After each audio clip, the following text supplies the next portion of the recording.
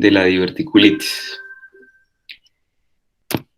Entonces, inicialmente vamos a hablar un poco de como de la patofisiología, los factores de riesgo que se han encontrado como actualmente acerca de esto. Entonces, en algunos artículos hablan que realmente la diverticulitis aguda tiene formas leves en su mayoría de los casos y en algunas partes dicen que son autolimitadas hasta el 95% de los casos, ¿sí? Han encontrado que los pacientes con diverticulitis aguda generalmente presentan diversidad en la microbiota fecal y que cambia la microbiota fecal y este se ha identificado como uno de los factores que puede estar involucrados como en una respuesta inflamatoria crónica, ¿sí? Entonces, sin embargo, hay otras investigadores que refieren un término que se llama diverticulitis latente, ¿sí? Y refieren que puede presentarse en hasta el 30% de los pacientes. ¿Y esto qué quieren decir ellos con este término de diverticulitis latente? Básicamente que eh, no sería como una enfermedad de aguda que se presenta por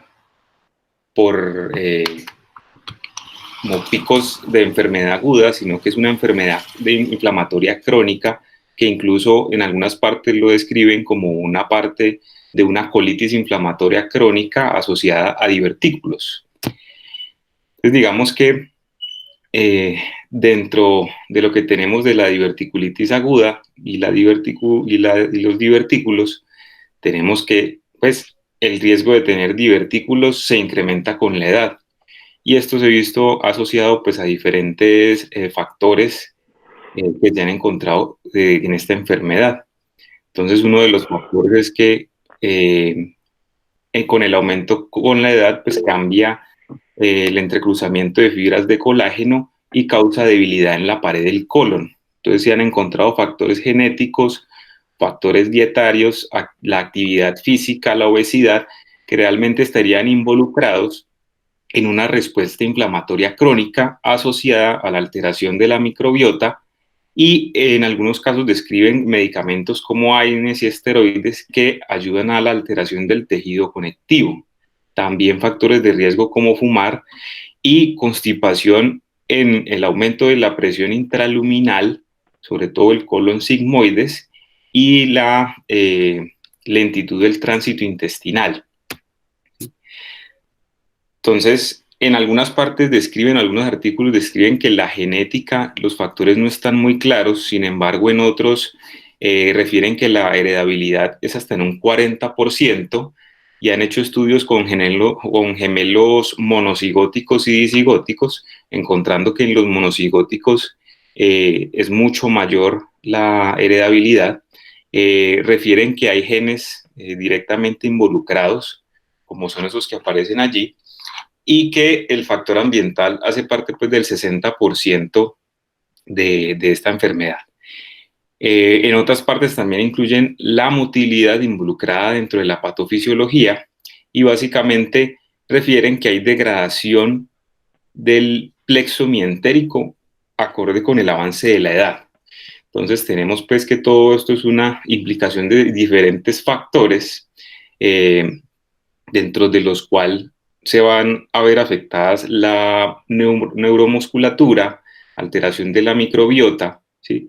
Que va a haber cambios en la barrera, en el sistema inmune, una respuesta inflamatoria crónica, producción de citoquinas proinflamatorias de manera crónica, traslocación bacteriana y aumento de células inflamatorias. Entonces, han hecho algunos estudios buscando los factores de riesgo para enfermedad diverticular y diverticulitis. Yo en esta diapositiva señalé como los dos que están directamente involucrados en la diverticulitis. Uno de ellos es el índice de masa corporal, que sería, comparan los pacientes con más de 30 y pacientes con menos de 21 en este caso, encontrando un riesgo relativo para los pacientes con obesidad de 1.7 y la actividad física como otro de los factores de riesgo, ¿sí? Entonces, dentro de la historia natural de la enfermedad, se han encontrado, en este estudio refieren más o menos el 60% de la población americana a los 60 años va a tener divertículos, ¿sí?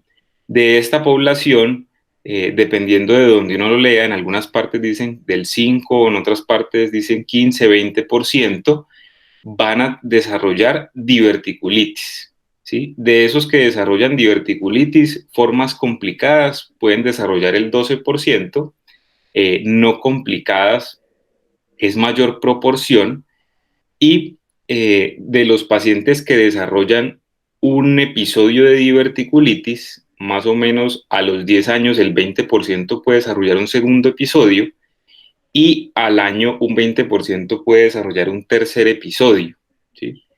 Teniendo en cuenta que eh, generalmente los pacientes que tienen más riesgo de desarrollar un episodio adicional son los pacientes que desarrollan diverticulitis complicada, y que no necesariamente tener varios episodios incrementa el riesgo de hacer más complicaciones.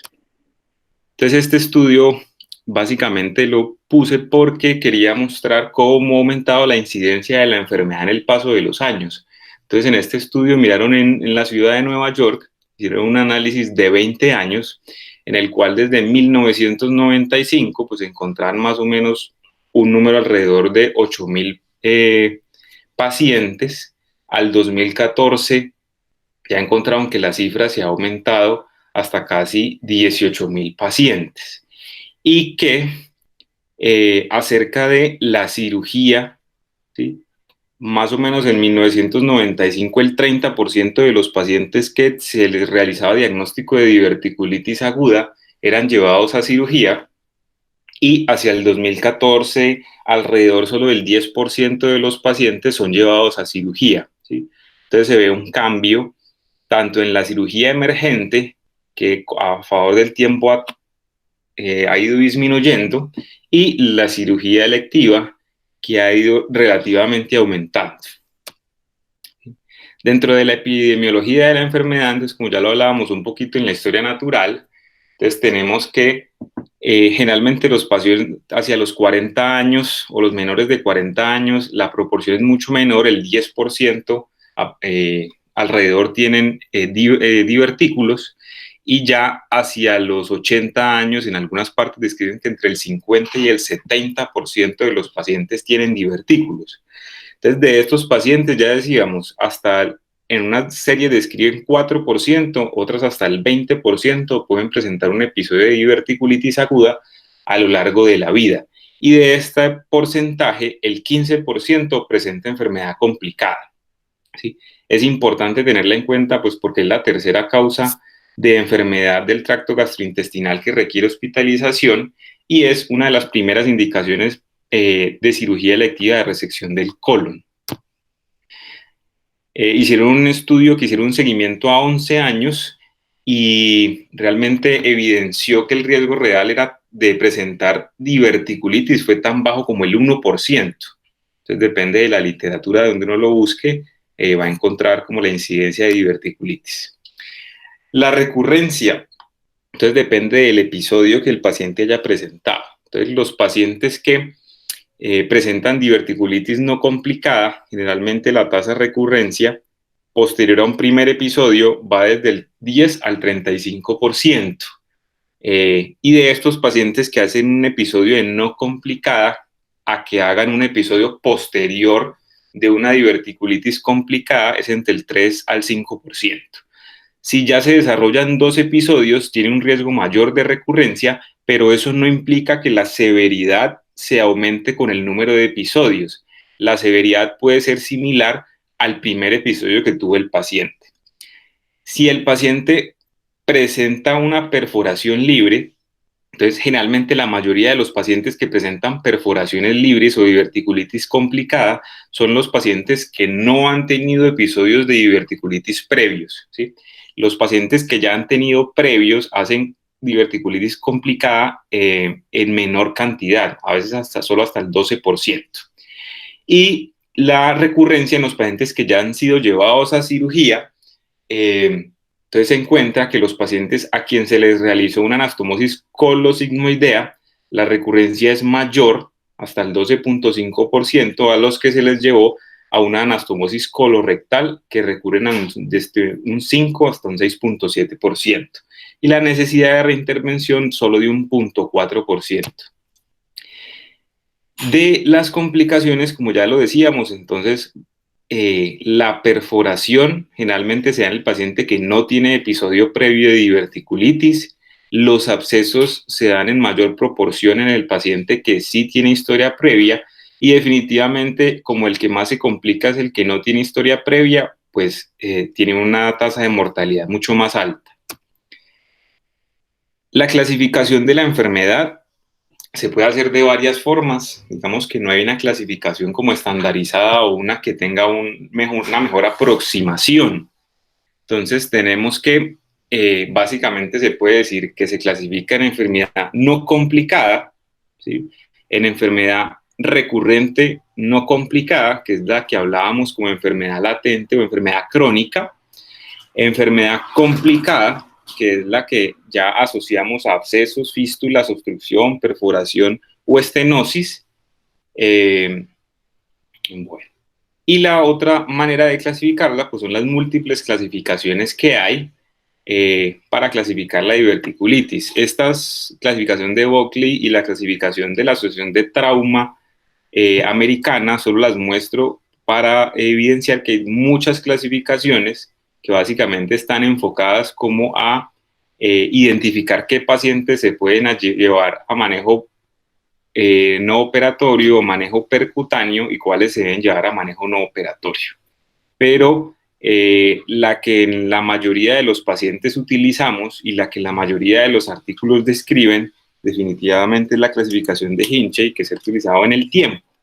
Entonces, digamos que la original es la que se ve en la tabla 1, donde se describía en estadios del 1 al 4, y con el tiempo se han ido haciendo modificaciones a esta clasificación. Simplemente puse la tabla 2 y la tabla 1 de la derecha porque hay dentro de las modificaciones que nos muestran que hay Hinchey 1A, que es simplemente inflamación pericólica, Hinchey 1B, que es un absceso pericólico confinado, ¿sí? Y en algunas partes también describen que el Hinchey 2 también se divide en Hinchey 2A, ¿sí? Que básicamente son abscesos a distancia, y Hinchey 2B, que tiene abscesos más complejos que pueden estar asociados a fístulas. El Hinchey 3 es la peritonitis purulenta y el Hinchey 4 es la peritonitis fecal. Entonces, de una manera más gráfica, en esta imagen, y llama la atención que ponen divertículos en el lado derecho, y es porque esta imagen es de la guía japonesa del 2019. Entonces los asiáticos tienen una mayor incidencia de divertículos en colon derecho. Pero básicamente era para graficar o evidenciar la clasificación de Hinchey, donde vemos que en el Hinchey 1 pues un absceso pericólico de inflamación pericólica, en el 2 ya hay un absceso mucho más grande que se puede extender a la pelvis, el 3 es la peritonitis purulenta, donde ya va a haber descarga de líquido, y en el 4 pues definitivamente va a haber una perforación que me permita que haya una peritonitis fecal importante. Entonces, dentro de la clasificación, algunos autores describen el estadio 0, ¿sí? Que básicamente es leve no complicada, y dentro de los hallazgos imagenológicos en la tomografía, que es el estudio de elección, simplemente vamos a tener una inflamación de la pared del colon de 4 milímetros, ¿sí? El diagnóstico con sensibilidad es del 95% y una precisión diagnóstica entre el 98 y el 99%. ¿Sí? Del Hinchey 1, en algunos artículos describen que hay perforaciones visibles hasta en el 67% de los pacientes. Sin embargo, esto no está muy claro porque en otras partes describen que la sensibilidad para evidenciar perforaciones es solo hasta el 6% en la tomografía. Para lo que sí es muy bueno es para evidenciar abscesos. Entonces, la sensibilidad sí puede ir del 91 al 100%, con una especificidad hasta el 97%. Y de aquí la importancia de escribir el tamaño del absceso, debido a que sabemos que los abscesos menores de 5 centímetros pues se pueden llevar a manejo médico, y los abscesos que ya se consideran como más grandes, mayores de 5 centímetros, pues pueden ser llevados a drenaje percutáneo quirúrgico, pues dependiendo de cada paciente. ¿Qué nos puede predecir el fallo del drenaje percutáneo? Entonces, que hayan colecciones residuales, un paciente con inmunodeficiencias, enfermedad renal crónica, abscesos muy pequeños que no sean posibles drenar por percutáneo, y que el paciente no se asocie a manejo antibiótico o un manejo antibiótico adecuado, ¿sí? Entonces, básicamente dentro de las imágenes de la tomografía, entonces aquí en esta imagen, en el hinche I1A, lo que vamos a ver es básicamente inflamación pericólica, inflamación de la pared del colon, y vamos a ver inflamación del tejido blando circundante, que es lo que llaman flemón, ¿sí? Y en el hinche I1B ya vamos a describir un absceso pericólico, ¿sí? Que puede, dependiendo del tamaño que tenga, pues vamos a definir el manejo.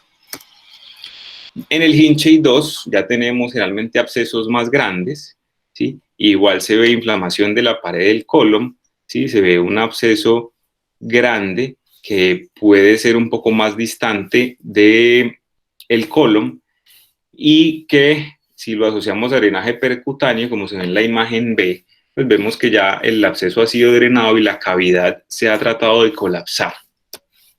En el hinche I3 vamos a ver también engrosamiento de las paredes del colon, vamos a ver ya como hay una peritonitis difusa, es líquido libre en la cavidad, y podemos encontrar neumoperitoneo, ¿sí? Entonces acá también en la imagen B se ve el neumoperitoneo y se ve el engrosamiento de las paredes del colon.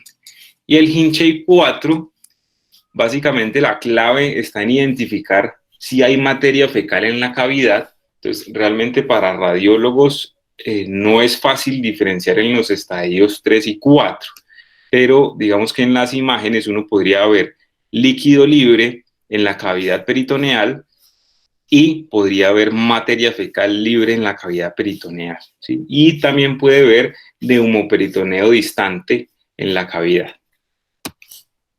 Entonces vamos a empezar como a hablar un poco de algunas preguntas que surgen en el proceso del desarrollo de esta charla de la diverticulitis aguda. Entonces una es si la ecografía es útil para el diagnóstico de diverticulitis aguda. Entonces realmente hay estudios que han hecho frente a la ecografía y han encontrado que 3 signos combinados pueden tener una exactitud diagnóstica hasta el 94%. El engrosamiento de la pared del colon, inflamación pericólica y encontrar un divertículo inflamado. Sin embargo, tienen que estar los 3 signos para tener esta exactitud diagnóstica. Y está muy controvertida cuando ya se encuentra aire extraluminal, debido a que no deja valorar bien al paciente, abscesos para su ubicación y tamaño. En el diagnóstico diferencial no ayudaría, y definitivamente que es operador dependiente. Dentro de las complicaciones, ya conocemos pues que la diverticulitis genera abscesos, fístulas y pues perforación, ¿sí? Las otras complicaciones que pueden haber generar obstrucción intestinal, pero pues es una proporción pequeña de pacientes, y la otra es estenosis, pues que generalmente se presenta en pacientes con episodios repetidos de diverticulitis aguda. ¿Qué criterios de hospitalización hay que tener en cuenta para los pacientes con diverticulitis aguda? Entonces, en los pacientes que tengamos definitivamente que hay una asociación a absceso, obstrucción, fístula, o tengamos claro una perforación en la tomografía, definitivamente es un paciente complicado que necesitamos dejar hospitalizado. o en el paciente en que por tomografía no tengamos una diverticulitis complicada, pero que el paciente cumpla con básicamente respuesta inflamatoria. Entonces, que el paciente esté séptico, febril, o que sea un paciente inmunodeprimido, ¿sí? Y que tenga respuesta inflamatoria paraclínica, como leucocitosis, PCR elevada, signos de peritonitis, edad avanzada, comorbilidades, o que no pueda tolerar definitivamente la vía oral para el manejo antibiótico, porque estos pacientes, independiente de tener diverticulitis no complicada, van a tener que ser manejados de manera hospitalaria. Entonces, hay diferencias entre la presentación y la severidad de un paciente que presente diverticulitis aguda izquierda o derecha, ¿sí? Que no va a ser común en nuestra población, pero que puede presentarse, y sobre todo en los asiáticos. Entonces, este estudio que se hizo en Singapur muestra que definitivamente la edad es uno de los factores involucrados en que el paciente tenga divertículos de colon derecho. Generalmente son pacientes más jóvenes, y que los pacientes con diverticulitis derecha generalmente presentan en su gran mayoría estadios leves. Entonces, Hinchey 1A y 1B son la gran mayoría. Del Hinchey 2 en adelante, la mayoría son pacientes con diverticulitis izquierda, ¿sí? Y definitivamente en este estudio no encontraron ningún paciente Hinchey 4 que fuera de diverticulitis derecha. Entonces, se pueden manejar los pacientes con diverticulitis no complicada de manera ambulatoria. Entonces, se han hecho como varios estudios acerca de esto y varias revisiones sistemáticas y metaanálisis. Esta revisión sistemática se hizo con 10 estudios, compararon manejo ambulatorio versus hospitalario, y no encontraron ninguna diferencia significativa en la falla en el tratamiento ni en la recurrencia de la diverticulitis aguda. En esta otra revisión sistemática y metaanálisis, básicamente alrededor de 19 estudios con 2.300 pacientes, solo pacientes con diverticulitis izquierda, ¿qué encontraron ellos de llamativo? Que básicamente la readmisión era de un 7%, pero esta readmisión no era por complicaciones, sino que los pacientes eran readmitidos básicamente por intolerancia a la vía oral o por dolor persistente. Los pacientes solo fueron llevados a cirugía urgente en un 0.2% y a drenaje percutáneo en un 0.2%. ¿Sí? Entonces, la siguiente pregunta sería, ¿es necesario el uso de antibióticos en los pacientes con diverticulitis aguda no complicada? Entonces, se han encontrado varios estudios. Este muestra dos estudios aleatorizados prospectivos donde compararon el tratamiento antibiótico versus no tratamiento antibiótico solo en pacientes con diverticulitis no complicada, ¿sí?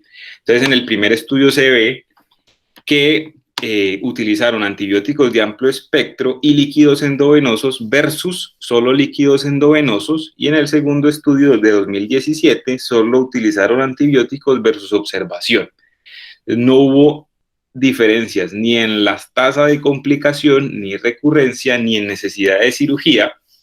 Tampoco mejoró el tiempo de recuperación, ni aumentó la morbilidad ni la mortalidad. La única diferencia que encontraron en el estudio del 2017 fue frente a los días de hospitalización. Sin embargo, no fue encontrada en el estudio del 2012. En esta otra revisión sistemática y metaanálisis, tampoco encontraron ninguna diferencia significativa respecto al desenlace primario, que eran las complicaciones, ni los secundarios, que eran readmisión hospitalaria, recurrencia, requerimiento de cirugía o requerimiento de drenaje percutáneo. Y nuevamente la única diferencia la encuentran a favor del manejo no antibiótico frente a los días de hospitalización. Y en este estudio, que incluyó 2.565 pacientes, de estos el 65% fueron manejados sin antibióticos, y no encontraron ninguna diferencia significativa en ninguno de los aspectos, ni en falla de tratamiento, que era el desenlace primario, ni respecto a recurrencia, complicaciones, readmisión, cirugía y mortalidad. Entonces, realmente, ¿qué sugieren ellos frente a estos pacientes con diverticulitis no complicada? Que se trata de cambiar el aspecto de que sea solo una enfermedad infecciosa y secundaria a una microperforación, sino que se vea más desde el punto de una enfermedad intestinal inflamatoria, ¿sí? Y que por esto podría estar, o se puede evidenciar que los pacientes de no complicada pueden ser manejados sin manejo antibiótico y de una manera segura. La siguiente pregunta es, ¿el neumoperitoneo sin asociarse a líquido libre es una indicación de cirugía en el 100% de los casos? Entonces han hecho algunos estudios, no son muy grandes, y han sido algunos como una revisión retrospectiva, en este caso 136 pacientes con diverticulitis perforada, todos fueron pacientes hemodinámicamente estables. Realmente encontraron que de darles manejo conservador sin cirugía a estos pacientes, tuvieron una tasa de éxito del 91%, y de los 27 pacientes que se encontraron con neumoperitoneo, básicamente 25 fueron tratados con éxito con manejo no operatorio. ¿Sí? En este otro estudio que identifican los factores de riesgo de falla en el tratamiento, es otro estudio retrospectivo, 77 pacientes con neumoperitoneo, de los cuales el 83%, o sea, 64, fueron llevados a manejo no operatorio. Tuvieron una tasa de éxito del 84% y solo hubo una muerte que mostró una mortalidad del 1.6%, que llamaba la atención que definitivamente los pacientes que les fue mejor en el manejo no operatorio fueron los que el neumoperitoneo o el aire localizado era pericólico y no distante. Entonces sí se encontró una diferencia estadísticamente significativa entre los pacientes que tenían un aire pericólico versus encontrar aire distante de donde estaba la complicación. Entonces les fue mejor a los pacientes que tenían un neumoperitoneo cercano. Los otros inquietantes han estado alrededor del manejo laparoscópico de este tipo de pacientes y se ha indagado sobre el lavado laparoscópico y si este es acertado para los pacientes con peritonitis difusa en los pacientes con diverticulitis aguda. Entonces se han hecho varios estudios y ya han salido varios metaanálisis y revisiones sistemáticas con estos estudios que se han realizado.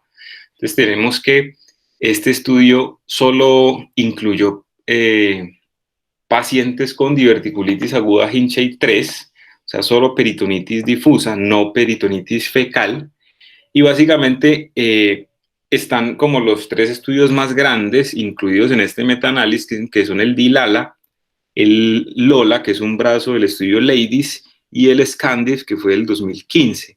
Entonces, el desenlace primario de este metaanálisis era básicamente mirar la tasa de reintervención a 30 días.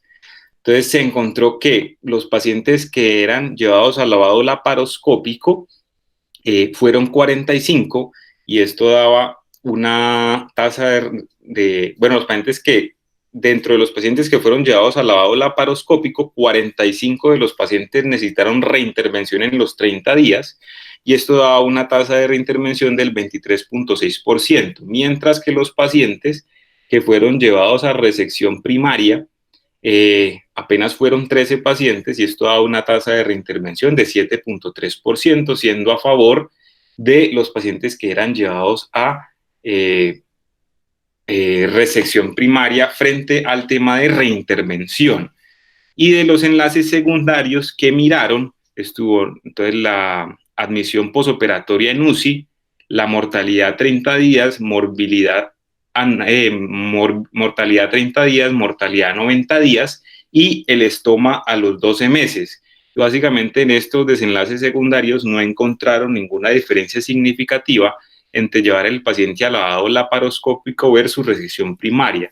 Sin embargo, no se han podido o los estudios no son desarrollados de la misma manera debido a que algunos pacientes que son llevados al lavado laparoscópico, en algunos estudios está incluido el estoma preventivo, en otros solo es el lavado laparoscópico, entonces no son equiparables todos los estudios para hacer las comparaciones adecuadas. En esta otra metaanálisis evidencian básicamente que los pacientes que fueron llevados al lavado laparoscópico versus también la resección primaria de colon a 90 días, entonces encontraron que las reoperaciones fueron más altas con el lavado laparoscópico, la reoperación por infección, la reintervención o los abscesos es mucho más alta con el lavado laparoscópico sin necesidad de ser reintervenidos, y el estoma dejado pues definitivamente va a ser mucho menor con el manejo laparoscópico. Y en este otro metaanálisis y revisión sistemática, la única diferencia significativa que encontraron fue los abscesos intraabdominales posoperatorios a 90 días. Entonces, definitivamente los pacientes que son sometidos al lavado peritoneal laparoscópico tienen un riesgo mayor que los pacientes que son sometidos a resección de colon en desarrollar abscesos intraabdominales posoperatorios. Respecto a mortalidad a 30 días, de todos los pacientes, porque en algunos de los estudios incluyeron Hinchey 1 al 4 y en otros estudios solo incluyeron Hinchey 3, ni en mortalidad de todos los pacientes, ni en solo los Hinchey 3, ni mortalidad postoperatoria a 12 meses, ni necesidad de reintervención a 30 días, y en este tampoco mostró diferencias en el estoma a los 12 meses. Entonces, ¿qué otra pregunta surge? ¿Qué hay acerca de las estrategias de manejo operatorio en pacientes con diverticulitis perforada con peritonitis? Entonces, básicamente acá es comparar los pacientes que son llevados a resección primaria y anastomosis y el manejo con el Hartmann. Entonces, en esta revisión sistemática y metaanálisis de 6 estudios, 626 pacientes, no incluyeron ningún paciente hemodinámicamente inestable. Entonces, ¿qué encontraron? Que básicamente la diferencia estaba en los pacientes que a los 12 meses estaban libres de estoma, que fue a favor de los pacientes que fueron llevados a resección primaria y anastomosis, y en las complicaciones posoperatorias de la reversión del estoma, que también fue a favor de la resección primaria y anastomosis. No encontraron ninguna diferencia en las complicaciones mayores ni en la mortalidad posoperatoria en ninguno de los dos procedimientos. En esta otra revisión sistemática y metaanálisis, solo habían 3 estudios clínicos aleatorizados, 254 pacientes. No encontraron ninguna diferencia significativa ni en la morbilidad ni en la mortalidad. La tasa del estoma permanente realmente en 2 de 3 estudios fue menor en la resección y anastomosis primaria, sin embargo, no fue estadísticamente significativa, y la incidencia de fuga anastomótica tampoco fue significativa. En lo que sí encontraron fue que el riesgo de absceso intraabdominal posoperatorio fue menor en un 66% en los pacientes que fueron llevados a resección y anastomosis primaria. ¿Sí? ¿A qué atribuían el riesgo de la creación de absceso posoperatorio? Ellos se lo atribuyeron básicamente a la fuga del muñón rectal, pero describen que no estaba muy bien documentado dentro de los estudios el que fuera parte de fuga del muñón rectal.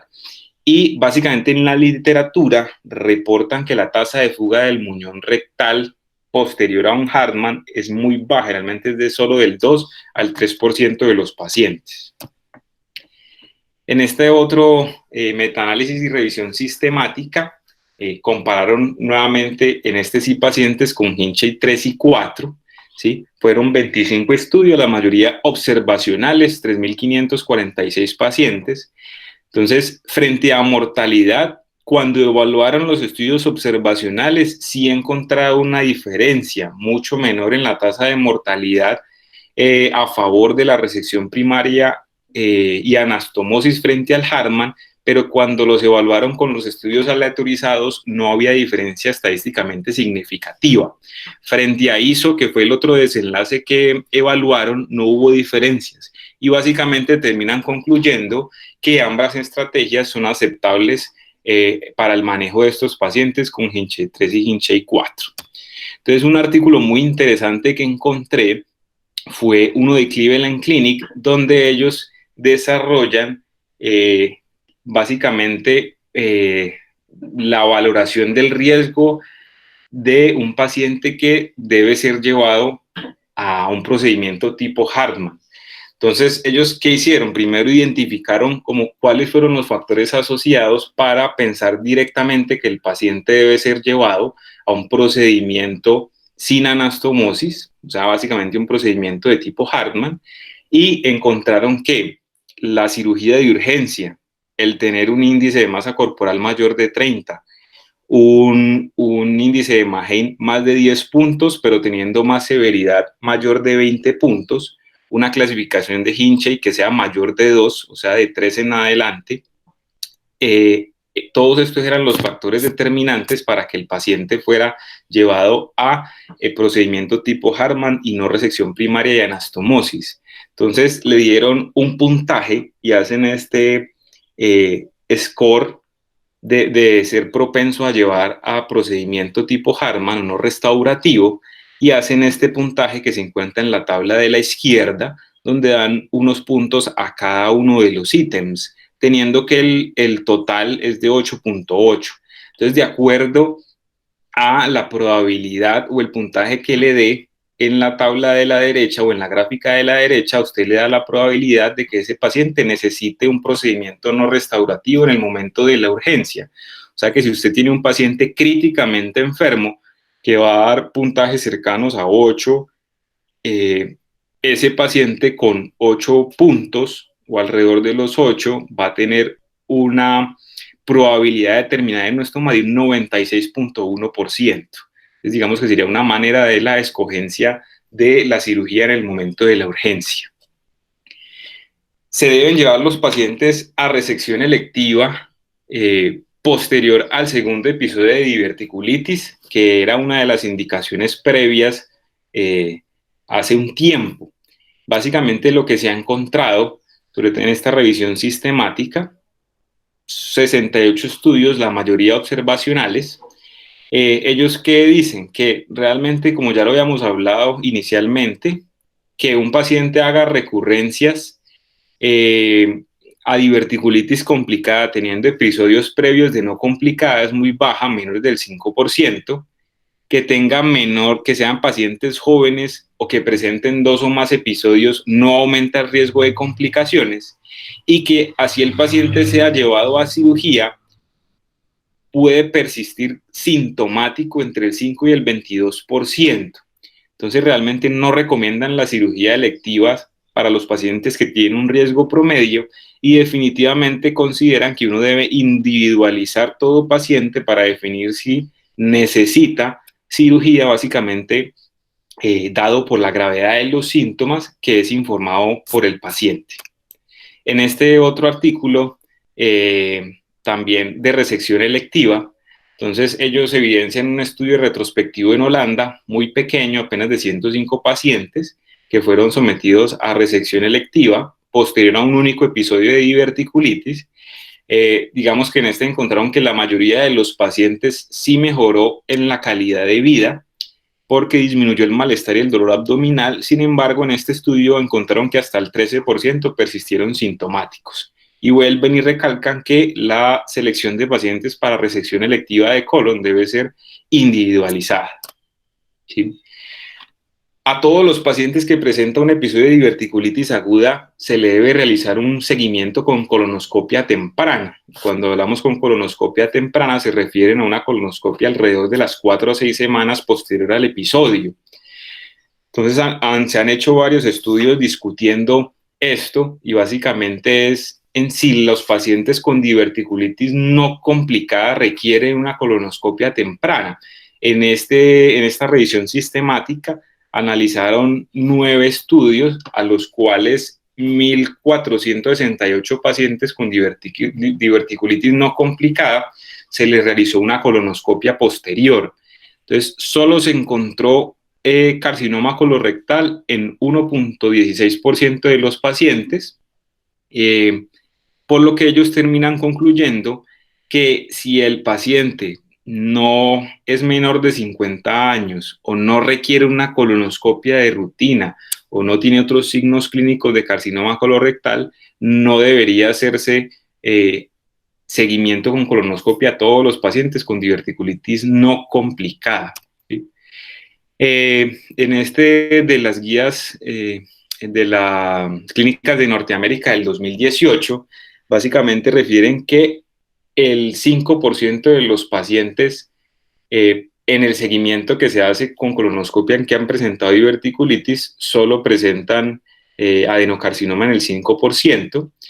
Ellos refieren o surge la duda de si solo se debe realizar esa colonoscopia en los pacientes que tengan hallazgos atípicos en la tomografía y refieren que en un estudio en la población danesa encontraron que la incidencia de cáncer era en los pacientes que tienen diverticulitis del 4.3% y en los que no presentan diverticulitis en el 2.3%.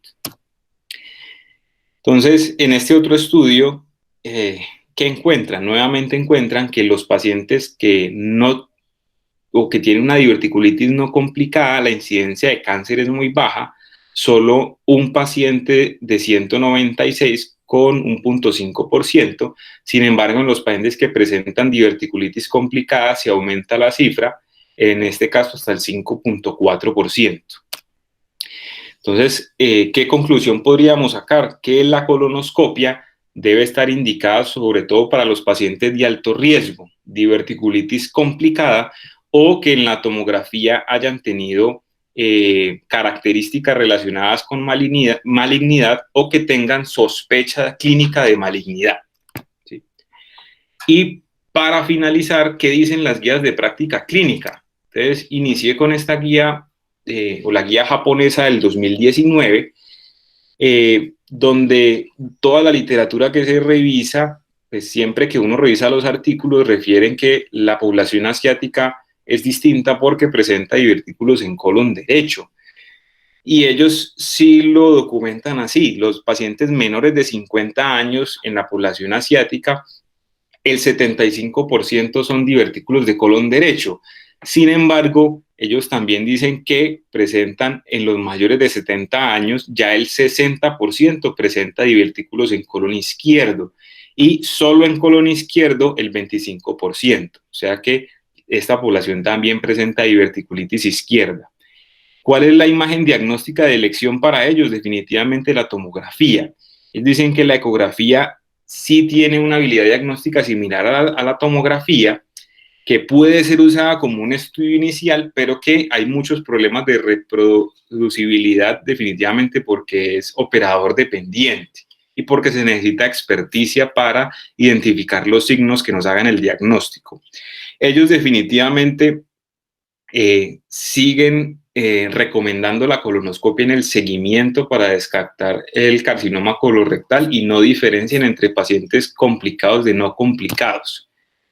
Frente a los antibióticos, a todos los pacientes le dan antibiótico.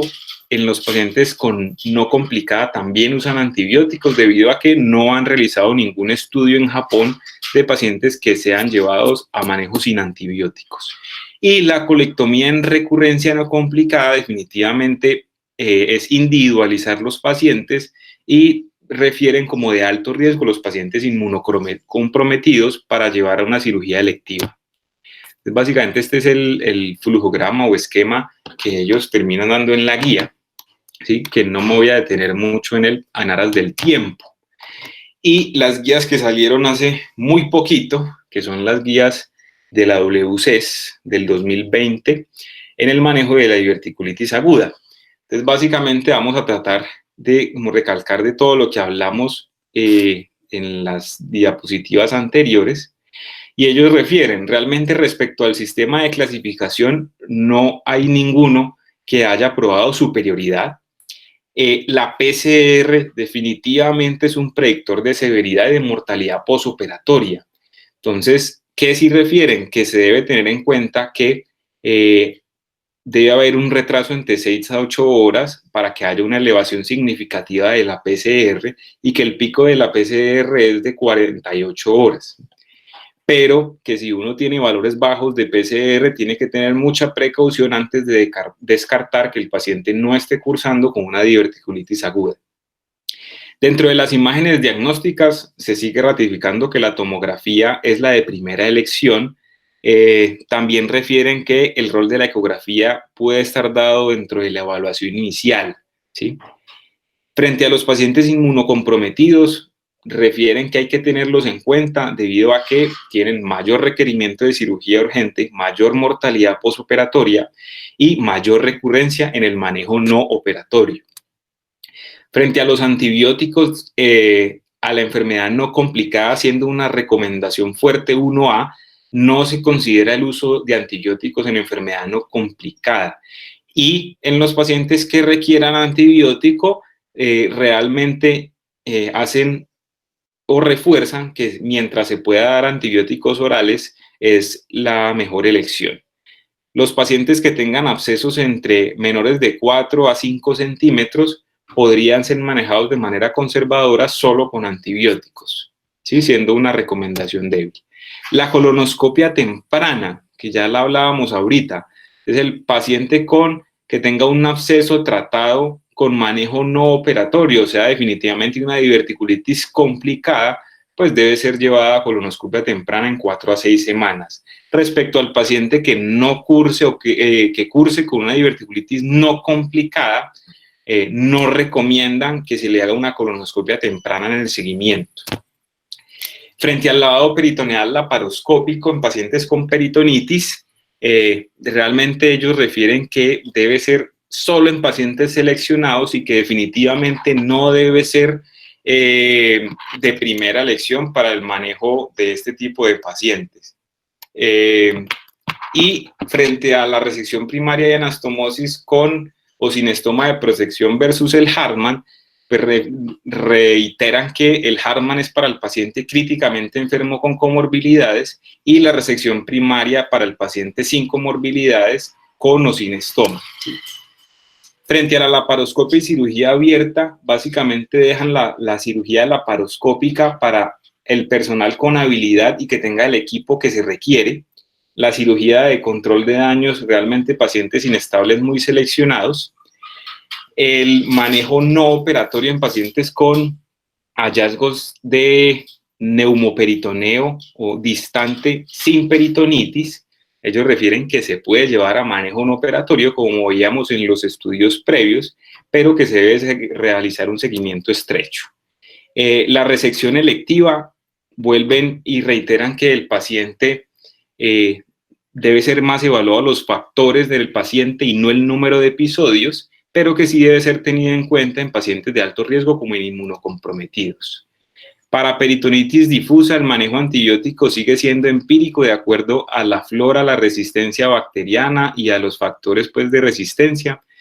La duración del tratamiento, dicen que si hay un control adecuado de la fuente, solo deberíamos dar 4 días de antibiótico posoperatorio.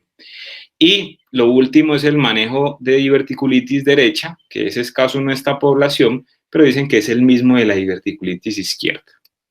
Bueno, hasta ahí lo que tenía para compartirles para hoy. Muchas gracias.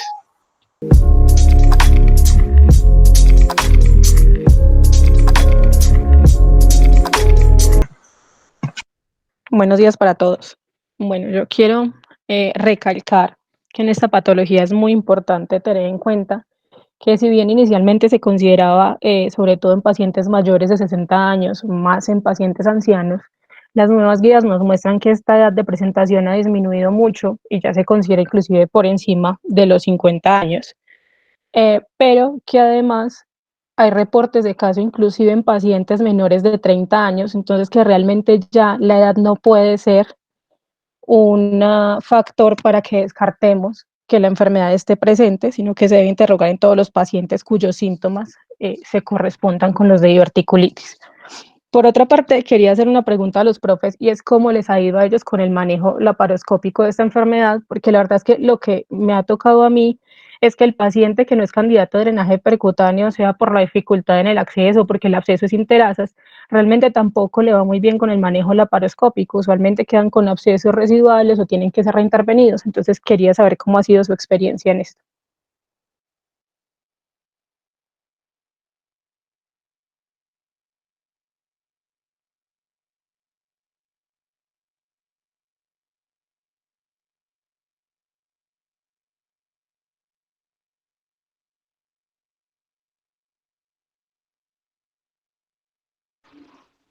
Bueno, voy a hablar yo porque ya vi que nadie más ha intentado hacer un lado laparoscópico en los pacientes.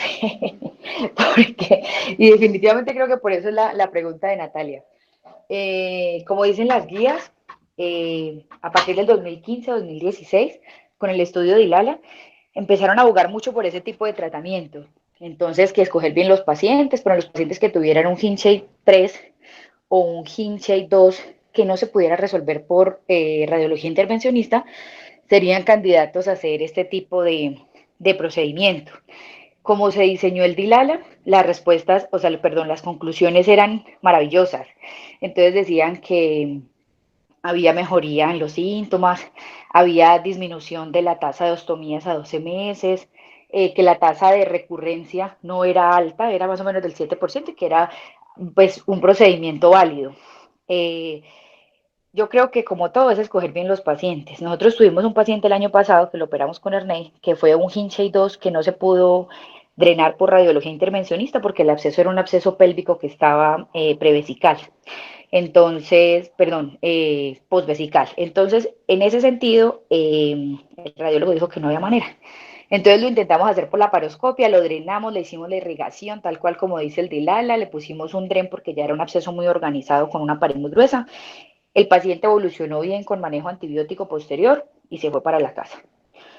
Después, bueno, otra cosa que quería acotar, en la tomografía inicial de ese paciente también hablaban de que había neumoperitoneo perihepático. Por eso fue que, aunque si ustedes ven las guías, no es una indicación única de cirugía, también se le pudo haber intentado un manejo médico, pero el paciente ya llevaba pues 10 días con dolor y no había mejoría clínica, seguía con reactantes elevados y hablamos con el radiólogo de turno en ese momento y nos dijo, ya, yo considero que eso es de manejo quirúrgico porque yo no me lo voy a meter si tiene aire y por la localización pues no es candidato.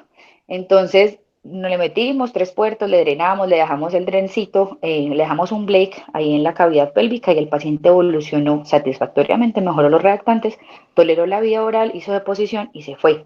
Nosotros quedamos muy tranquilos, pero a los más o menos a los 2 meses volvió a reingresar ese paciente. Ese paciente, desde que reingresó con una nueva diverticulitis y era un Hinchey 3. Eh, el paciente, desde que lo valoramos en primera instancia, dijimos, no, pues ya le dimos intentos, ¿cierto? Ya pues toca manejo quirúrgico y así lo enfocamos nosotros. Con la desgracia que volvió a llegarme a mí. En ese momento creo que ya estaba Vanessa rotando y dijimos, bueno, ya falló el manejo por la paroscopia, yo creo que es momento de abrirlo. Lo llevamos a cirugía y lo que encontramos es que el paciente tenía una perforación a nivel del sigmoides, pequeña, pues muy pequeña, con un plastrón, pero que además ya había un engrosamiento de la pared, que no estaba reportado en la TAC anterior. Entonces, por eso fue que decidimos mejor hacerle resección y anastomosis. ¿Por qué le hicimos resección y anastomosis si era pues si estaba perforado y era un Hinchey 3? Porque desde el inicio el paciente vive de vender frutas en la calle. Entonces, desde el inicio el paciente nos dijo básicamente que la última opción, que por favor, y ustedes saben pues que es muy mórbido una colostomía, pero que es válido, en el contexto de un paciente muy mórbido, como dijeron ahorita, con una tasa de complicaciones alta. Este era un paciente de 59 años, obeso, que yo creo que estaba malnutrido, pues asociado a su obesidad, pero que en general él no tenía comorbilidades, sino solamente una hipertensión arterial, por eso decidimos hacerle resección y anastomosis. Con este manejo ya el paciente evolucionó muy bien, pero les cuento la historia es porque pónganle 2016 a 2018 abogaban mucho por el Dilala, entonces a partir de que se complicó y entonces yo me puse a revisar el Dilala y dentro de los métodos de ese estudio yo creo que es muy malo porque ellos hablan de reintervención y toman cualquier reintervención, incluso tomaban la CPRE como una intervención quirúrgica que se producía en los 12 meses siguientes, motivo por el cual creo que se le dio, por eso es que les dio como esos resultados tan maravillosos, o sea, metían cualquier tipo de cirugía, una revascularización miocárdica, una CEPRE, entonces creo que ya para terminar, si ustedes ven las guías del 2020, ya no le dan tanta fuerza a este tipo de abordaje y hemos vuelto pues a conductas más tradicionales. Y creo que para nuestros pacientes es una opción válida, escogiendo bien el paciente, pero teniendo en cuenta que puede volver otra vez con un nuevo absceso o con una diverticulitis complicada en el transcurso del tiempo. Lo más importante es cómo seguirlos pero en esos pacientes que a uno le queda la duda de que ya son mayores de edad, yo sí le haría colonoscopia temprana de manera ambulatoria. Eso era como lo que quería. Ah, bueno, y lo último era dejar una pregunta abierta de si alguno de ustedes ha manejado una diverticulitis documentada por TAC sin manejo antibiótico. Muchas gracias. Gracias a la doctora Erika por su intervención. Vamos en un momento retomaremos esa Hola. pregunta. ¿Sí? ¿Quién está hablando?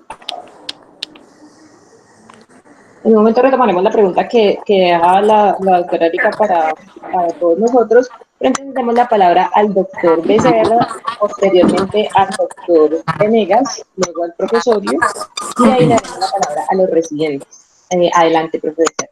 Sí, buenos días para todos. Muy buena la revisión del residente. Yo quería como plantear que a veces uno se encuentra unos escenarios especiales, algo similar a lo de la doctora Erika, en la cual tomar la conducta laparoscópica o abierta es difícil. Y es el caso de los pacientes mayores, como la pregunta que yo había hecho inicialmente por el chat escrito, en un paciente mayor, con un cuadro clínico y un cuadro tomográfico de diverticulitis, con un manejo inicial médico, antibiótico y analgésico, que responde como parcialmente y que uno toma la decisión quirúrgica.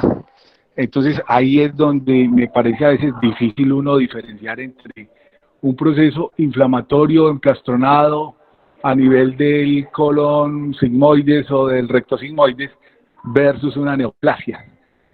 Yo a veces me ha parecido incluso difícil en cirugía abierta, tocando, palpando, levantando, mirando, diferenciarlo de un proceso neoplásico perforado.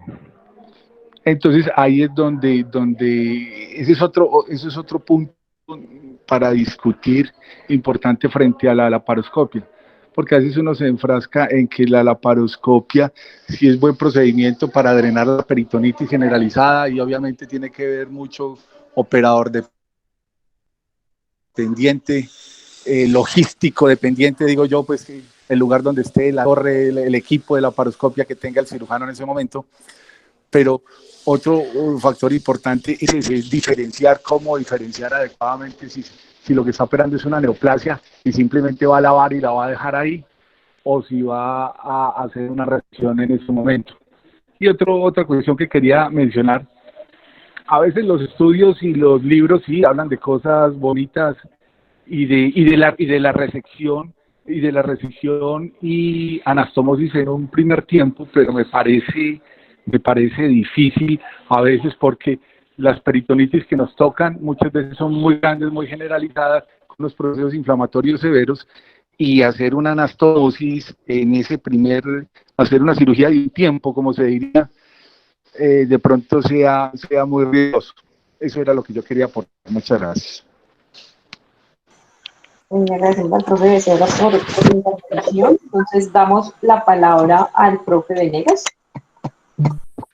Buenos días, miren, no, yo solo quería comentarles que sí tuve un caso pues de manejo laparoscópico de un paciente con diverticulitis, pero fue porque entramos a operar una colecistitis aguda, con diagnóstico pues ecográfico colecistitis aguda, y nos encontramos con un absceso del ángulo hepático del colon por una posible diverticulitis, y lo manejamos conservadoramente con lavado y drenaje, evolucionando muy bien. Entonces, pues es un caso muy atípico porque era del lado derecho y entramos con un diagnóstico equivocado, pero pues el manejo funcionó bien en ese paciente. Con respecto a colonoscopia, yo creo que a nadie se le debe negar una colonoscopia, sobre todo que si hay hasta un 5% de posibilidades de encontrar neoplasia, me parece que un 5% es bastante alto como para no hacerla.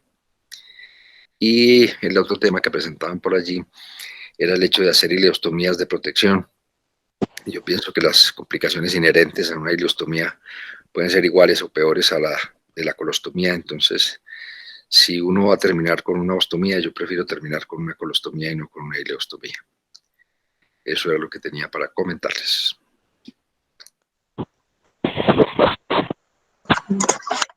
Profe, muchísimas gracias por su intervención.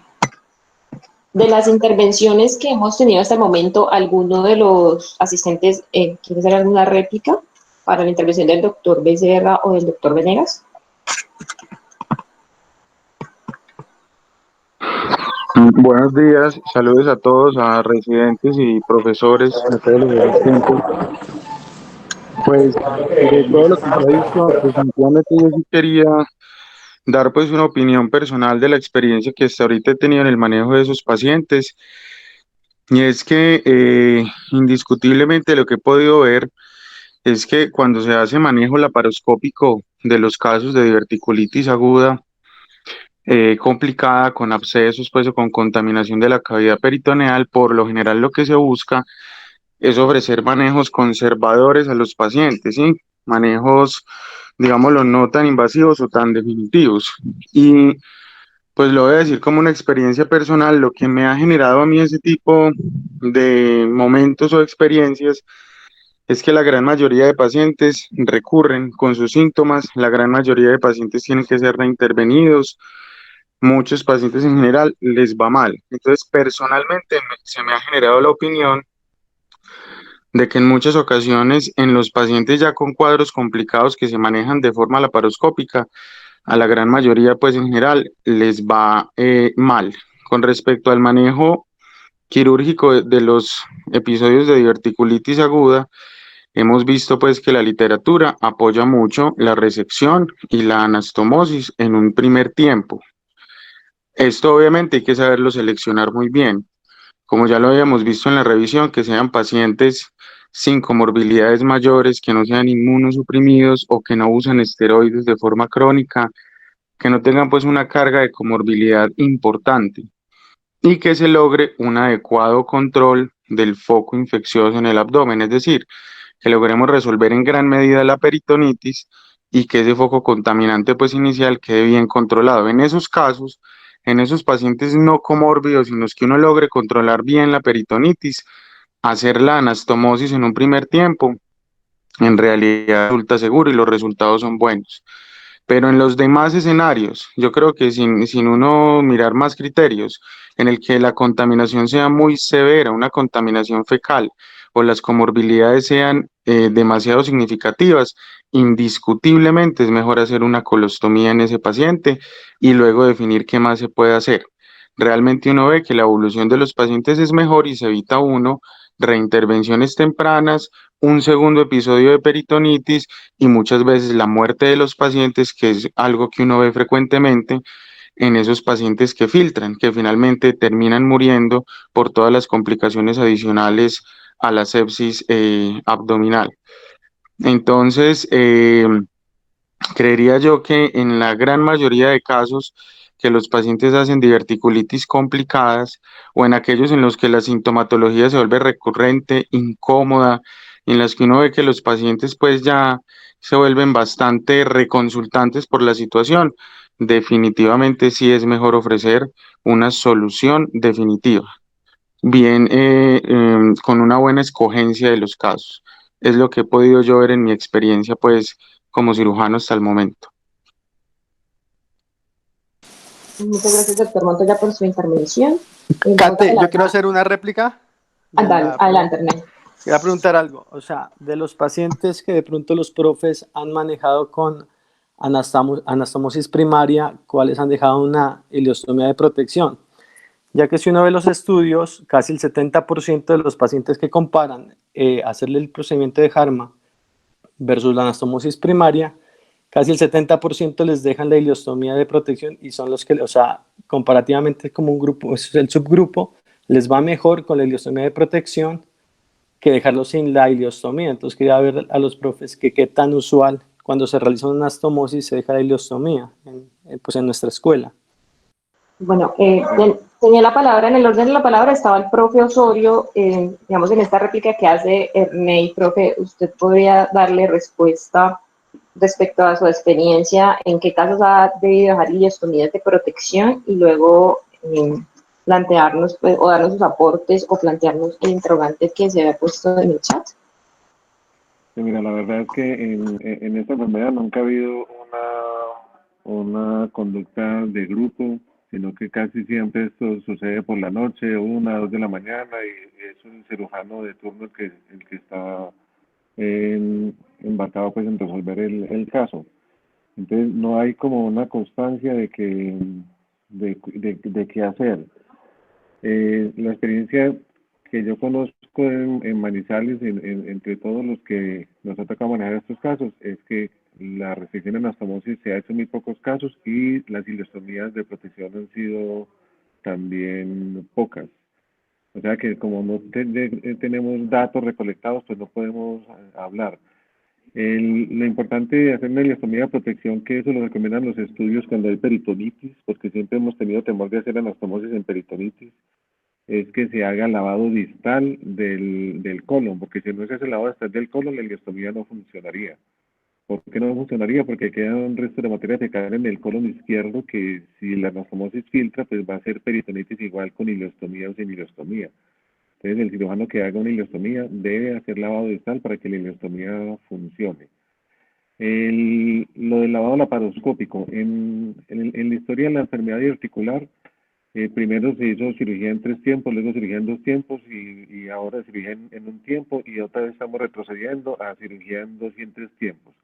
Cuando se hace la laparoscopia, ¿por qué les va mal a la laparoscopia? Porque la mayoría de las veces que se hace la laparoscopia, el cirujano únicamente va con la mentalidad de hacer un lavado, no va con la mentalidad de sacar el colon. Y bien sea porque no tiene la experiencia en hacer la cirugía por laparoscopia o porque ya tenía la mentalidad solo de lavar, se deja el colon y por eso es que los resultados no son buenos porque no se cambia la conducta si se ve muy comprometida la cavidad a convertir y hacer la semilectomía.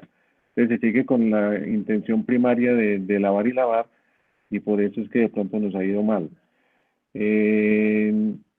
Hay muchas alternativas, resecar, colocar parches, poner punticos, todos son cuestiones anecdóticas que ni siquiera los estudios grandes pueden definir exactamente qué pasa. Los estudios grandes están a favor de hacer resección en anastomosis, con o sin ileostomía, pero tienen que tener en cuenta que son estudios en otras latitudes donde el estado nutricional de los pacientes es mejor y por ende los resultados de la anastomosis van a ser mejores. Entonces, ¿qué seguimos en nuestro medio? Seguimos supeditados al manejo individual de cada caso.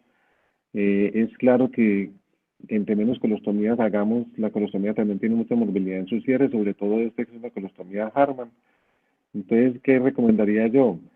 Si se tiene la experiencia para hacer un manejo completo por la laparoscopia, completo me refiero a hacer lavado con resección y anastomosis, pues se hace por la laparoscopia. Si no se tiene la experiencia, yo prefiero hacer una cirugía abierta y que sea el cirujano que decida si en ese procedimiento hace bien la resección y la anastomosis. y el Harman dejarlo únicamente para pacientes inestables hemodinámicamente o que tengan contaminación fecal. Eso respecto a eso. Lo segundo, pues, de la intervención mía es que lo de no antibióticos, todos los estudios hablan de no antibióticos en pacientes con diverticulitis no complicada. Eso está a favor, es un paradigma que tenemos que cambiar. Hasta ahora yo he manejado algunos en el consultorio con diverticulitis asintomáticos y sin respuesta inflamatoria. Pero hasta ahí, los que tengan respuesta inflamatoria, yo no me atrevería a dejarlos sin antibiótico todavía, pero eso es una cosa que tenemos que cambiar. Y veo que la doctora Brenda pidió la palabra. Yo quisiera preguntarle a Brenda qué opinión tiene de la mesalazina y los probióticos, ya que esta enfermedad se considera como una enfermedad inflamatoria y en alguna época se habló de mesalazina. Eso fue el boom hace unos 5 años, pero después se vio que la mesalazina tampoco tiene ninguna utilidad en el manejo de la enfermedad diverticular y la diverticulitis, y los probióticos están por el mismo camino. Profe, muchas gracias por su intervención. Entonces, abrimos el espacio para la doctora Brenda, para esta pregunta que le hace el profesor Luis. Hola, buenos días. Bueno, la revisión me pareció muy completa. Estoy muy contenta de estar en sus revisiones. Está muy actualizado todo lo que revisan. Vea, les cuento. Yo tengo 3 punticos, más bien 4, y ahí está la respuesta a lo que pregunta el doctor Osorio. Voy a empezar diciendo, pues como hay también internos, acerca del cuadro clínico de la diverticulitis. Recordar que el cuadro clínico de la diverticulitis se caracteriza por dolor generalmente en mi abdomen izquierdo, asociado a fiebre y a cambios en el hábito intestinal, dado más hacia la diarrea. Eso es una cosa importante. En cuanto a la prevalencia, que ahora decían que menores de tanto, 10%, hay una mnemotecnia muy fácil, y es, los estudios han mostrado que después de los 30 años es proporcional a la edad la presentación de divertículos. Entonces, el que tenga 40 años, 40% de probabilidad. El de 80 años, 80% de probabilidad. El de 20 años, 20%. Entonces, sí, no olvidar ese diagnóstico también en pacientes jóvenes, porque también se presenta. En cuanto a la colonoscopia, también recordarle a los estudiantes que la colonoscopia no se usa como método diagnóstico de la diverticulitis, solo se usa en los casos en los que haya una diverticulitis complicada, pero generalmente entre 6 a 8 semanas más o menos. ¿Y cuándo hacer colonoscopia en otros casos de diverticulitis? Cuando amerite por la historia del paciente, entonces tiene factores de riesgo, tiene más de 50 años, de resto de manera cotidiana no tiene indicación, y eso está claro pues en las guías. Si ustedes revisan las guías de indicación de colonoscopia, eso no es una indicación, la diverticulitis, solo en el contexto de las complicadas o en el paciente que realmente tenga que hacerse una colonoscopia por otros factores. En cuanto al uso de la mesalazina y los probióticos, como decía el doctor, hace unos 5 años hubo un boom y todos se empezaron a tratar con mesalazina para prevenir todos estos cuadros. Pero hay una revisión muy buena de Cochrane, la última que hicieron ellos fue hace 2 años, y ha habido luego nuevos estudios después de eso, en donde definitivamente no tiene ninguna utilidad en la prevención de la diverticulitis como tal.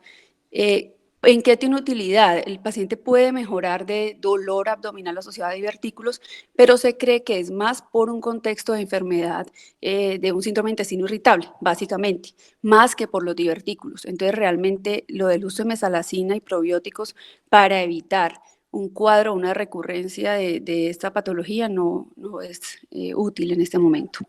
Doctora Arturo, muchísimas gracias por su intervención. Entonces, continuamos con el orden de la palabra y vamos a darle paso a los residentes. Entonces iniciamos con Nicolás, luego Ramiro, luego Marisol y luego Mel. Bueno, muy buenos días para todos. Pues me parece que la charla estuvo muy completa. Solo para dejar 2 preguntas, la primera para el expositor y la segunda como para la doctora Brenda. Es bien sabido en la actualidad que existe una gran superposición entre enfermedad diverticular y el síndrome de intestino irritable. ¿Cómo consideraría usted clínicamente que uno podría diferenciar esos 2 patrones? Y para la doctora Brenda, no sé qué piense sobre los estudios de rifaximin más mesalazina que han mostrado en algunos en algunas series, que podría inclusive disminuir la incidencia de recurrencia de la diverticulitis aguda en el contexto de los pacientes que han tenido diverticulitis no complicada versus los que han tenido complicada. ¿Quién empieza? ¿Yo? Bueno, yo empiezo. Bueno, miren, el uso de la rifaximina en el contexto de enfermedad articular es más para disminuir síntomas. Recuerden que el paciente con enfermedad articular presenta mucha distensión, abundantes gases, entonces la rifaximina se ha utilizado, se ha visto los efectos, digamos, directos sobre ese paciente sintomático, el paciente que tiene mucha distensión abdominal, pero en paciente en el contexto de la prevención de diverticulitis como tal, hasta ahora los estudios no son fuertes hablando de ese tipo de situación. Probablemente cuando hayan varios estudios Cochrane, sobre todo, que es el que más hace estudios y análisis de estos casos, nos dirán, pero hasta ahora la rifaximina se usa para manejo sintomático, pero aquel que tiene el dolor, el bloating, la distensión, mucho gas, de resto en el contexto de prevenir la diverticulitis, hasta ahora no. Muchas gracias, profe. Pues respecto a la pregunta que hace Nicolás de la superposición con enfermedad inflamatoria intestinal, básicamente lo que recuerdo haber leído en esta revisión, de lo que referían eran más en la diferenciación de la parte, sobre todo en la realización de colonoscopia, eran las diferencias en en los hallazgos que se encontraban respecto a lo que se encontraba sobre todo en enfermedad de Crohn y los hallazgos que se encontraban en la enfermedad diverticular, y lo otro eran los hallazgos histológicos en las patologías respecto al empedrado, que se encontraban granulomas en las enfermedades inflamatorias intestinal y no en la enfermedad diverticular. Pero si alguno de los profes o la doctora Brenda nos puede como aclarar, también sería importante. O sea, es que siempre se ha considerado la enfermedad diverticular, el Crohn irritable como un estado prediverticular, tiene una fisiopatología similar. Aunque ya Álvaro mencionó en la fisiopatología, ya hay una respuesta inflamatoria, por eso también se considera como una enfermedad inflamatoria en algunas cosas, pero siempre hay asociación que muchos de los pacientes de Crohn irritable terminan con enfermedad articular porque la fisiopatología es similar al comienzo y los síntomas pueden ser parecidos. Bueno, en cuanto a lo de enfermedad articular y enfermedad inflamatoria intestinal, son entidades pues completamente diferentes y en las colonoscopias lo identificamos. El paciente que tenga una enfermedad diverticular y que además de eso, bueno, le estemos estudiando un dolor abdominal crónico, en exámenes le encontramos divertículos y nos toque hacer la colonoscopia porque en el proceso del diagnóstico es necesario que la colonoscopia intervenga.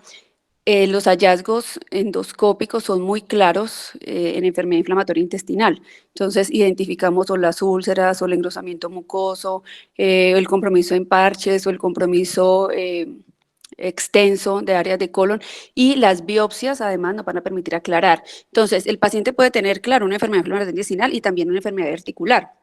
Pero en el contexto de estas dos situaciones, pues generalmente el que más produce carga en la sintomatología del paciente es la enfermedad inflamatoria intestinal, que no esté controlada. Básicamente es como esa la diferencia clara. Pero si yo tengo un paciente con unos divertículos y un Crohn, por ejemplo, debo tener muy controlado el Crohn para que el paciente tenga mejoría en la sintomatología. ¿Era eso que se refería a la pregunta? Pues es que, no sé, revisando un poquito como la guía de la Asociación Mexicana, más que hablar de enfermedad inflamatoria intestinal, tal vez no sé si expresé bien la pregunta, es que la superposición con síndrome de intestino irritable, ¿cierto? Es muy grande en el medio, ¿cierto? Entonces, por ejemplo, ellos ponen el cuestionamiento, ¿cierto? Dentro de la guía, que para los mexicanos, y digamos esa guía es ahorita del 2020 de abril, ellos tienen una prevalencia de superposición de hasta un 40% de síndrome de intestino irritable y diverticulitis. Entonces, que se vuelve muy complejo pues para ellos, ¿cierto? Hacer como la diferenciación. Incluso, ya hablando pues como de lo que ustedes tocan, el tema de enfermedad inflamatoria intestinal propiamente dicha, también ellos acuñan pues, por ejemplo, como el tema de colitis segmentaria, como dentro de los procesos de enfermedad diverticular, como otro de los factores que podría estar, digamos, como confusor dentro del espectro pues de esa presentación sintomática de los divertículos. Entonces, ¿cómo haríamos nosotros, digamos, en el espectro de urgencias para uno poder diferenciar en un paciente joven, que ya hablamos pues como de las tasas de presentación de esa enfermedad diverticular, si la proporción en jóvenes es tan alta de síndrome de intestino irritable? ¿Nos fundamentaríamos simplemente en los hallazgos tomográficos o necesariamente ese paciente, digamos, tendría que ir a un análisis posterior, por ejemplo, con una colonoscopia? Bueno, lo que pasa es que ya el contexto de síndrome de intestino irritable es otro, ¿sí? Enfermedad inflamatoria intestinal es uno y síndrome de intestino irritable es otro. El paciente joven, miren que si vemos menores de 30 años, entonces también 20%, 25% de enfermedad diverticular, pues es menos frecuente que tenga divertículos. Entonces, en este contexto, estudiarle a ese paciente su síndrome de intestino irritable con los exámenes que, según la historia clínica, deba hacerle, ¿sí? Si tiene factores de riesgo hay que empezarle exámenes, pero si es un cuadro clínico típico en un paciente sin factores de riesgo, usted podría empezarle manejo sintomático solamente. Dentro del manejo sintomático, la rifaximina es una opción en pacientes con este tipo de intestinos, de patologías. Pero no es, si usted le encuentra un divertículo, por ejemplo, a ese paciente que tiene ese dolor abdominal, pues le puede manejar, hacer el manejo con dieta, con antiespasmódicos. Si es bloating lo que tiene, entonces con rifaximina. ¿Sí? ¿Me comprende? Porque lo otro que yo contesté ahora es enfermedad inflamatoria intestinal y eso sí es otro contexto muy diferente. Claro, sí, sí, totalmente claro. Sino que, Okay. a lo que hacía como referencia, como para no dar como tanto la misma pregunta, era que, por ejemplo, el doctor Álvaro presentaba como una evolución, digamos, natural de la enfermedad, pero entonces algunos autores también incluyen ahí, ¿cierto? Como esa posibilidad de presentación, ya sea de la enfermedad inflamatoria intestinal o el síndrome de intestino irritable dentro del contexto y especialmente en pacientes jóvenes, de la misma sintomatología que nosotros vemos en urgencias, ¿cierto? Como, digamos, un diagnóstico diferencial y algo que podría pasar, que nosotros digamos, la conclusión sería que casi siempre nos quedamos como en enfermedad articular, pero podrían ser, digamos, esas otras dos condiciones. Sí, claro, y ahí usted, por eso la historia clínica es tan importante y tan clave para definir si ese paciente requiere estudios adicionales.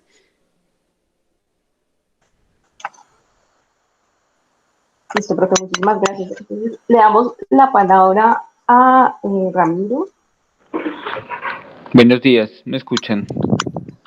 Buenos días, sí, Ramiro, adelante. Bueno, yo quería hablarles dos cositas, principalmente una con respecto al diagnóstico inicial de estos pacientes. Y cuando uno revisa las guías, hay dos estudios importantes con respecto a la PCR. Y las dos llegan más o menos al mismo punto de corte de PCR, que son 170 miligramos por litro. Este punto de corte nos quiere decir que ese es el punto para diferenciar, según ellos, lo que es una diverticulitis leve de una severa por PCR, con una sensibilidad que más o menos en promedio entre los dos estudios oscila entre el 90 al 91%. Pero aparte de eso es importante que estos pacientes que superan los 170 miligramos tienen mucha más probabilidad de que requieran un manejo quirúrgico o un manejo intervencionista, ya sea drenaje percutáneo para el manejo de estos cuadros.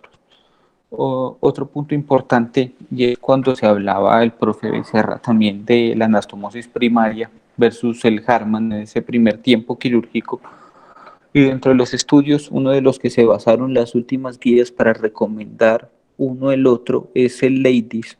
Es un estudio que se desarrolló en el 2019 con pacientes que oscilaban entre un Hinchey 3 y un Hinchey 4, y ellos al final llegan a una conclusión de cierto grupo de pacientes, y son los pacientes menores de 85 años que estén completamente inmunocompetentes y estables hemodinámicamente, los que pueden ser llevados con relativa seguridad, ya sea con o sin ileostomía de protección, a una anastomosis, a una resección con anastomosis primaria. Mientras que los pacientes con múltiples comorbilidades mayores de 85 y que presenten inestabilidad hemodinámica deben ir idealmente a una colostomía tipo Harman. Y si analizamos esto, la gran mayoría, si no es todo, pues los pacientes que presentan una peritonitis generalmente cursan con un shock séptico, lo que los hace inestables hemodinámicamente, y es en lo que se basan porque la mayoría de estos pacientes con peritonitis generalizada deban ser llevados mejor a un Harman que a un manejo, una resección de una anastomosis primaria. Eso era lo que tenía para contarles. Gracias. Bueno, muchas gracias al doctor Romero por sus aportes. Pasamos entonces a la doctora Marisol Ortega, que tiene una pregunta. Sí, buenos días otra vez. No, yo solamente quería como, a ver, pues a finales pues como del año pasado, aún trabajando en las rondas con gastro, a todos, absolutamente a todos los pacientes, independientemente de que no tenga pues como síntomas sistémicos, elevación importante pues de leucos o de PCR, que solamente en la TAC reporte pues un Hinche 1A, sin más pues como comorbilidades se les daba salida a todos esos pacientes, recuerdo yo, con manejo antibiótico, ¿cierto? Ahora digamos que bueno, entonces esta guía nos dice definitivamente no, o sea, no hay aumento en la complicación, ni en la recurrencia, ni en la mortalidad para el manejo pues no antibiótico de este tipo de pacientes. Sin embargo, tengo ahí como una duda, es porque digamos que revisando incluyen pues como estudios en donde hablan, pero como el primer episodio de enfermedad diverticular no complicada, ¿cierto? Entonces, si bien digamos que el manejo si bien el manejo no antibiótico no aumenta pues como la recurrencia, nos decía el doctor Álvaro que del 10 al 35% de los pacientes hacen recurrencia, que tampoco me parece pues que sea como un valor despreciable. Entonces, hay como una cosa que no entiendo es respecto, es decir, si el paciente recurre igual, es un paciente que está estable, un paciente que solamente tiene el hallazgo tomográfico que les dije, que hay control del dolor, igual independientemente de esa recurrencia se podría igual manejar solamente sí, como con analgésicos, etcétera, pero sin el antibiótico. Muchas gracias. Esa, si me permiten, no sé, de pronto responder esa pregunta que me parece interesante. Esa pregunta que usted está haciendo es muy difícil porque digamos que el uso de antibióticos o no en recurrencia va a depender de cómo recurre ese paciente, y usualmente los que recurren con diverticulitis complicada. A pesar de eso, también existen estudios, especialmente en los últimos 5 años, que han mostrado que el tratamiento médico de las diverticulitis complicadas podría ser posible, lo cual no significa que pueda ser recomendable. Pero entonces, como para concluir esa intervención, existe un metaanálisis de ahorita del 2020 que salió en los primeros días de mayo. Ellos incluyeron 12,000 pacientes evaluando qué pasaba si uno le daba a los pacientes con diverticulitis aguda complicada manejo médico. Y ellos describieron una tasa de recurrencia con necesidad de cirugía de hasta un 44%, eso tomándolo en los primeros 30 días. Es decir, que muy posiblemente casi la mitad de los pacientes falló. Y cuando lo miden a 36 meses, el 25% de los pacientes recurrió y necesitó algún tipo de intervención, sea drenaje percutáneo o cirugía. Entonces, yo creo que la respuesta a eso es depende de cómo recurre el paciente, porque si el paciente recurre con una diverticulitis complicada, posiblemente el espectro de manejo médico no sea adecuado, ¿cierto?, para esos casos. Incluso cuando uno mira, digamos, la experiencia de los grupos latinoamericanos en cuanto a manejo de diverticulitis no complicada sin antibióticos, no es tan grande como las que muestran pues los americanos o la gente en Europa. Entonces, yo sigo pensando lo mismo que piensa el profe Osorio, y es que es difícil, tal vez para nosotros en el seguimiento, manejar pacientes sin antibiótico-terapia en casos no complicados, por el hecho de que existe una posibilidad importante de que ese paciente recurra, pero no solo que recurra, sino que recurra peor. No sé qué piense pues la doctora Brenda al respecto, que tiene más experiencia. Bueno, realmente la recurrencia se trata según aparezca, porque las recurrencias pueden ser leves, moderadas o severas. Entonces, no es para evitar la otra recurrencia que yo opero, sino que trato al paciente en el momento en que se está presentando su cuadro. Bueno, eso es como lo que manejamos nosotros en la parte pues como de gastroenterología. Si el paciente llega con un cuadro que requiere manejo quirúrgico, pues se hará el manejo quirúrgico, pero ustedes ven que cada vez es menos frecuente tener que hacer el manejo quirúrgico. Con el manejo médico casi siempre tienen los pacientes, hay muy pocos pacientes que requieren manejo quirúrgico. Y otra cosa, el manejo de no antibiótico, yo creo que hay que verlo con cautela, igual son cambios de paradigma, como dice el doctor Osorio, y poco a poco ir metiéndose en ese campo, pero ese paciente deberá estar muy vigilado si es manejado por consulta externa con controles, creo yo, muy frecuentes para definir si ese paciente debo ya manejarlo con antibiótico. Yo creo que manejarlo sin antibiótico me parece un riesgo. Muchas gracias, profe, por la réplica. Diana Nicolás, por su intervención. Gracias. Mari, ¿respondieron tu pregunta?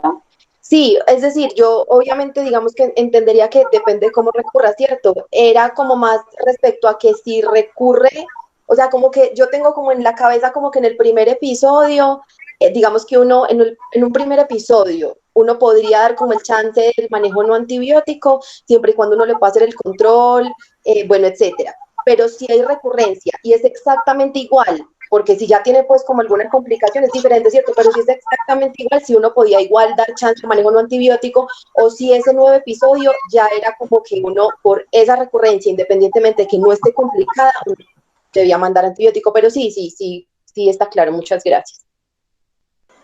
Ok, perfecto, vamos la palabra entonces a la doctora Franco. Buenos días. Con relación a lo que estaba mencionando del manejo sin antibiótico, a mí también me parece pues muy riesgoso y más teniendo en cuenta pues las condiciones de nuestra población. Pues tenemos muchos pacientes que son también en área rural. Obviamente, si se empieza pues como a adoptar estos esquemas, tiene que ser con pacientes que les debamos garantizar pues un control muy estricto. Y vamos pues como las dificultades que tenemos también con la población con respecto a la afiliación a las EPS. Entonces, esto sí tiene que ser un tema pues que debemos como tratar con mucha cautela. Yo quería precisar acerca del manejo laparoscópico, que en realidad pues en las guías de la WCS, en las últimas de diverticulitis aguda, lo que recomiendan es que esto se debe realizar, pero que no debe ser como un tratamiento de primera línea en los pacientes con diverticulitis secundaria, una peritonitis, perdón, secundaria a una diverticulitis aguda. Hablaban incluso de un estudio que sí pues me llamó la atención en el 2013, un estudio holandés con 38 pacientes y que se vio que en realidad en 7 pacientes de ellos nunca se pudo lograr pues un control adecuado de la sepsis abdominal, 2 murieron por falla orgánica múltiple y 5 requirieron otras intervenciones, 3 llevaron a resección de Hartmann, un estoma y un cierre pues de la perforación. Entonces, recomendaban pues que también pues tenían como unos predictores de alto riesgo de falla de ese manejo más pues laparoscópico, como las múltiples comorbilidades, el alto índice de masa corporal. Ahí también tenían en cuenta los niveles de PCR pues como representando la respuesta inflamatoria y el alto índice de Magen. Entonces en realidad pues como que no había pues como una conclusión en cuanto a si la laparoscopia versus pues el manejo abierto nos daban como pues una mayor ventaja para el paciente. Otra opción, digamos, cuando nos hacemos un manejo abierto, puede ser pues realizar como un control de daños en el contexto de una sepsis abdominal. Entonces, en la primera intervención, que el paciente llega con una diverticulitis, con una peritonitis generalizada, pues se puede hacer o sea, la resección colónica, se podría dejar con unos cabos abandonados y dejar el paciente con abdomen abierto, un second look, y ya una vez se haya controlado pues todo el estado hemodinámico, toda la respuesta inflamatoria, pues determinar si en un segundo tiempo quirúrgico, según las condiciones del tejido, según las condiciones del paciente, se puede realizar una anastomosis. Y el otro aspecto es que, pues, a mí me parece que el riesgo del 5% de cáncer colorectal, pues no deberíamos minimizarlo y sí, pues a todo paciente después del primer episodio se le debería realizar una colonoscopia para descartar patología neoplásica. Bueno, gracias a la doctora Franco por sus intervenciones. Yo pedido la palabra pues en último lugar. Realmente son dos preguntas. Es una para el profe Osorio. El profe, ¿qué opina del manejo en casa de la diverticulitis no complicada? Si bien ya hemos hecho énfasis, hemos debatido el poner o no poner antibiótico en estos pacientes con diverticulitis no complicada, en varias de las guías que uno puede leer al respecto hablan de que estos pacientes que no presentan una franca respuesta inflamatoria, es decir, que han tenido el cuadro de dolor y pueden incluso haber presentado episodios febriles, una linfocitosis que no es muy amplia, se pueden enviar a la casa para un manejo, digamos, reglado o continuo y hacerles pues el seguimiento. No sé si el profe ha incursionado en este manejo en casa de esa diverticulitis no complicada y si nos lo recomienda a nosotros los residentes. Esa pregunta por un lado para el profesor. Y una pregunta para la doctora Brenda es, ¿en qué casos ella ha visto, digamos, que nosotros hayamos referido pacientes para drenaje vía percutáneo? No sé si, digamos, en el caso del manejo, sí, bueno, aunque eso sería pues más de radiología, pero ¿en qué puntos no se recomienda o si a usted le ha tocado hacer drenajes por vía endosonográfica o por vía pues por colonoscopia? No nos recomienda realizar los mismos a pesar de que en las guías estén recomendados. Bueno, el manejo ambulatorio del paciente con diverticulitis no complicada es perfectamente viable. La única condición es que el paciente debe ser susceptible de seguimiento, me explico. Tiene que ser de la zona urbana y que acceda a la consulta y que uno vea que el paciente no se va a perder de la consulta. O sea, de eso se excluyen los pacientes de área rural y los pacientes que uno ve que no son juiciosos y que se van a perder, esos no. De lo de la PCR, yo tengo una duda, revisando este fin de semana, es que esos artículos hablan de unas cifras de PCR diferentes a las que nos reporta el laboratorio. Nosotros manejamos unas PCR diferentes, porque la PCR sigue siendo muy útil para el seguimiento, pero nunca encontramos cifras tan altas como las que menciona la guía de WC, que maneja unas cifras muy altas, pero eso indudablemente uno tiene que tener una cifra previa y tener un seguimiento, porque el seguimiento de la consulta ambulatoria se hace con PCR y hemograma, y obviamente pues viendo al paciente o conversando con él a ver cómo le va, pero sí es completamente viable y he manejado muchos pacientes de esa manera. Hola, sigo yo. Sí, miren, les digo, en cuanto a los drenajes, pues generalmente eso lo hace más radiología porque está más en la parte superior de la pelvis. ¿Cuándo lo hacemos nosotros? Cuando tenemos una buena ventana, y es cuando la colección está en la unión recto-sigmoidea, por ejemplo, que nosotros podemos verla muy bien, por ultrasonografía lo hacemos. En cuanto a cuándo no hacerla, más bien cuándo hacerla a pesar de que las guías digan que no. Si yo tengo un paciente con un absceso menor de 5 centímetros, pero el paciente está muy sintomático con mucha respuesta inflamatoria y tengo cómo drenarlo, o sea, tengo una ventana ya sea radiológica o endosonográfica, sería ideal drenarla, ¿sí? Con su antibiótico y drenarla. Si la evolución, yo le pasé el manejo médico, el paciente no tiene una buena evolución, sería bueno drenarla, ¿sí? Pero el decir que cuando no drenarla, bueno, de pronto cuando no haya ventana, cuando no tengamos por dónde entrar. Ventana es que nosotros no podamos ver por dónde drenamos o que el radiólogo tampoco lo pueda hacer, como en el caso que había comentado la doctora Erika. Si no tiene un acceso a llegar al sitio de drenaje, pues tocará por cirugía. Si podemos hacerlo vía endosonográfica o por radiología, sería lo ideal. Bueno, antes de finalizar, el doctor Líbano, ya como en la última intervención, el doctor Líbano me solicita la palabra y daríamos por terminada la revisión. Pues lo que pasa es que quería comentarles pues que la mayoría de las revisiones que yo tuve la oportunidad de leer, bueno, en cuanto al manejo quirúrgico, de pronto pues siempre hacían énfasis en que pues, indiscutiblemente la experiencia del cirujano pues, era de pronto lo que marcaba el paradigma de hacer un abordaje o no.